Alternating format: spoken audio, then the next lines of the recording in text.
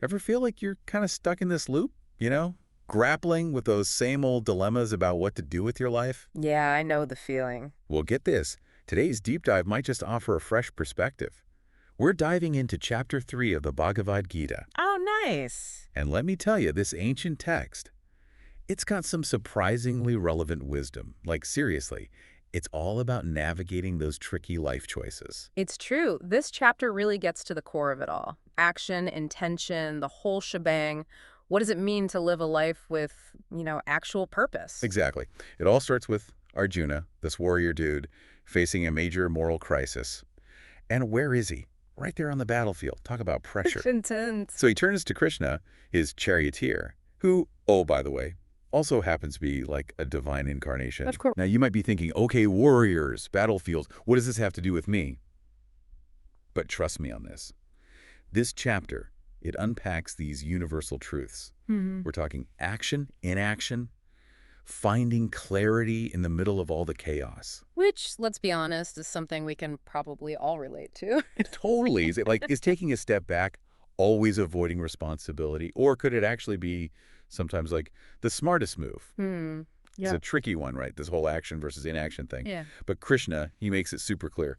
True liberation doesn't come from just checking out. Nope, not at all. In fact, there's this one verse, verse 4, that really drives this point home. Oh, yeah. What does it say? It basically says you can't escape the effects of action by just refusing to act. It's like you can't win a race by staying put. Right. You got to be in it to win it, as they say. Exactly. True freedom, it comes from really understanding the nature of action itself. So we're all part of this big cosmic dance of action then. Yeah. Whether we like it or not. We are. We can't escape it. But, and here's where it gets even more interesting. You ready for this? Hit me with it. It's not just about what we do. It's about why. Our intention.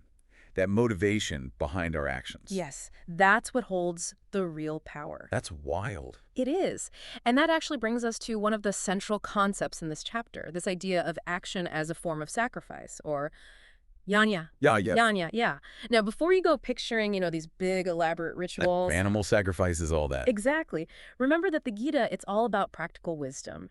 Here, yanya, it means dedicating our actions to something bigger than ourselves. Real. And in this specific context, the text is talking about dedicating those actions to Vishnu. Vishnu. Got it. But the principle, it's universal. I see. So it's less about who and more about the dedication itself. Right. It's that shift in perspective from what's in it for me to how can I contribute to something larger? And that is a game changer. Wow. So by approaching our actions as these offerings, we're kind of freeing ourselves from always needing a specific result. Exactly. You got it. But that brings up an interesting question, doesn't it? Because Yeah. if we're supposed to act with this selfless intention, what about Krishna himself? He's the supreme being, right? Right. Shouldn't he be above all this action stuff? That's where we get into probably one of the most fascinating paradoxes in this whole chapter. Because even though Krishna is completely, totally liberated, he's always acting. He is. It's kind of mind-blowing when you think about it. So it's not like, becoming totally passive. Yeah. Like sit on a mountaintop somewhere. Detaching from the world completely. That's not really the point. Not quite. It's more nuanced than that, for sure. See, it's about recognizing, there are these forces at play beyond our full comprehension, and so our role. It's to act, but to act with intention and clarity within that larger cosmic dance. I love that. The cosmic dance. So well said. And it's a great example of this? King Janaka. He's actually mentioned in verse 20, if you want to look it up. Oh, yeah. King Janaka. Okay, for anyone who needs a quick refresher, he was this, legendary king, known for being super wise, a great ruler, and on top of that, he was spiritually liberated. The full package. Total rock star. Yeah. He figured out how to be a successful CEO while, also achieving enlightenment. Not an easy balance, I'm guessing. Not at all. And here's the really fascinating part. Even though King Janaka, he was personally free, right, from those karmic bonds. He'd reached that level. Exactly. He still continued to rule his kingdom with, total dedication. Why would he do that? If he was already liberated, wouldn't he be, off the hook?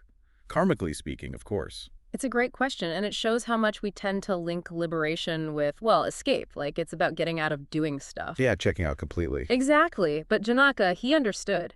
True liberation. It isn't about shirking your responsibilities. It's not about saying, peace out, I'm done. It's about showing up. Yes. Yeah. And acting from this place of clarity, of purpose, for the well-being of others. So he was choosing to play his part in this grand scheme of things, even though technically he didn't have to. Oh, I love that. It's a powerful example. It's like he was saying, look, I could go live in a cave somewhere, meditate all day long. Escape from it all. Right. But there's work to be done, people to serve, a whole kingdom to run. There's such a sense of purpose in that, even if it might seem kind of, I don't know, paradoxical at first. Absolutely. And it brings us to, I think, a really crucial point in this whole chapter. What is it? What holds us back from consistently acting with that same kind of clarity, that sense of purpose? What gets in the way? Okay, yeah, spill the tea.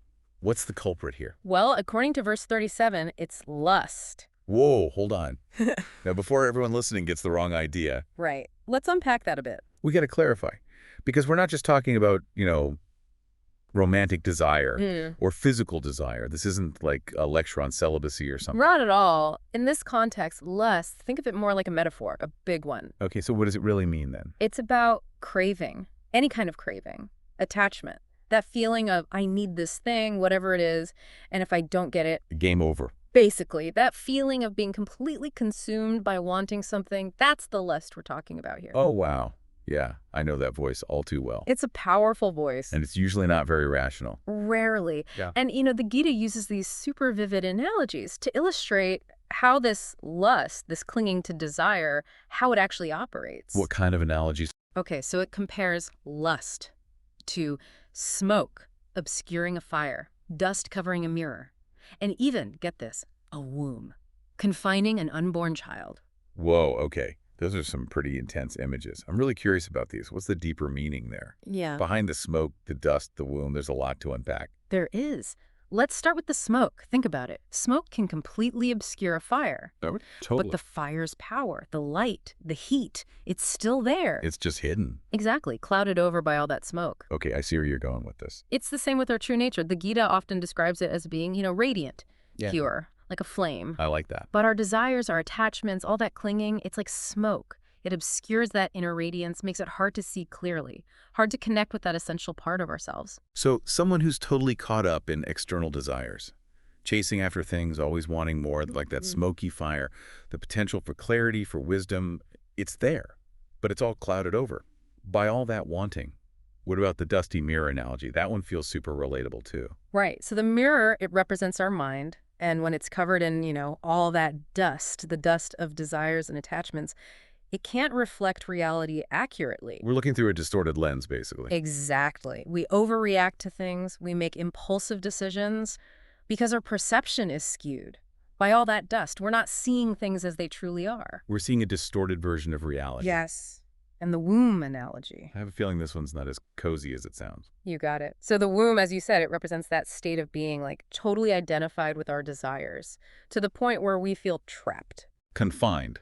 Limited. Yes, and unable to experience the fullness of life. Like we're stuck in that confined space, just craving, grasping, not able to see that there's this whole universe of experience waiting for us. Right. Beyond those limitations. Precisely. And the way out, well, the Gita suggests it starts with recognizing these patterns within ourselves. Ooh, getting real deep here. I like it. Correct. I see the smoke. Clear away the dust and ultimately grow beyond the confines of that metaphorical womb. So how do we actually break free? Because it's not about like pretending we don't have desires, right? Right. We're not all trying to become monks here. Exactly. And that's honestly one of the things I appreciate most about the Gita's approach. It's so grounded, like it really gets human nature. It does. We are wired for desire. That's part of the deal. It's not about denying that. It's more about becoming more conscious of those desires, seeing them clearly for what they are. And then we get to make a choice. Okay, so instead of just getting swept away by that initial hit of, I want. Right. We hit pause. We maybe even get a little curious, like, what's really driving this impulse? And that's where this whole karma yoga thing comes in. 100%. It's not about suppressing or denying those natural human impulses. It's about learning to direct them more skillfully. Think of it this way. Imagine you have all this raw energy, this potent force inside you. Okay, I'm imagining it. You can let it run wild. Or you can harness it, channel it towards something meaningful. Instead of that hamster wheel of desire we're talking about, something more aligned. with our values, our purpose. And that shift, it's empowering. It feels pretty empowering, yeah. Because it means we're not just, tossed around in the waves at the mercy of every little desire. We have a choice to act from a place of, greater awareness. Makes me think about those verses, let me see, I think it's 42 and 43, where Krishna talks about this hierarchy, the senses, the mind, the intellect, and then ultimately the soul. It's like this invitation to climb. Like we're on this ladder of self-awareness, moving beyond those knee-jerk reactions. And tapping into something way deeper. I love that analogy. Because it's not that we get rid of the senses or the mind or any of it. It's about recognizing we are not just our desires or even our thoughts or our emotions. There's this deeper self, a truer self that we can connect with. And when we connect with that deeper self, then what? Then we start to see clearly which actions are truly aligned with our well-being, and which ones are probably going to keep us stuck in that cycle of craving and grasping. So if we're really taking all this wisdom to heart, what would you say is like the key takeaway? The thing that might fundamentally shift how our listeners are approaching, everything, their lives, their choices. It's this. True freedom. It doesn't mean being completely desireless. It means learning to act in alignment with our highest good, even when, maybe especially when, we're feeling that pull of lust in all its sneaky little forms. So the real challenge then, and maybe this is something for all of us to reflect on, how do we spot those manifestations of lust in our own lives? What are the dusty mirrors, the confining wombs that we might not even realize are holding us back? That's the real work. It's a lifelong practice. But the good news, every time we catch ourselves getting caught up in that cycle, every time we pause, question, act from a place of, greater awareness, we're moving in the right direction. We're fanning those flames of inner wisdom. Yes. Clearing away the dust, stepping out of those self-imposed limitations. That's a pretty inspiring way to look at it. It is inspiring, and it's a good reminder. The Bhagavad Gita, it's full of this ancient wisdom, but ultimately, it's a practical guide. To actually living. Yes.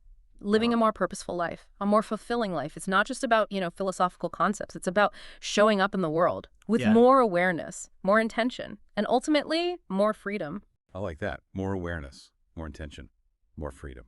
And on that note, dear listeners, we'll leave you to continue your own exploration. Until next time, keep diving deep.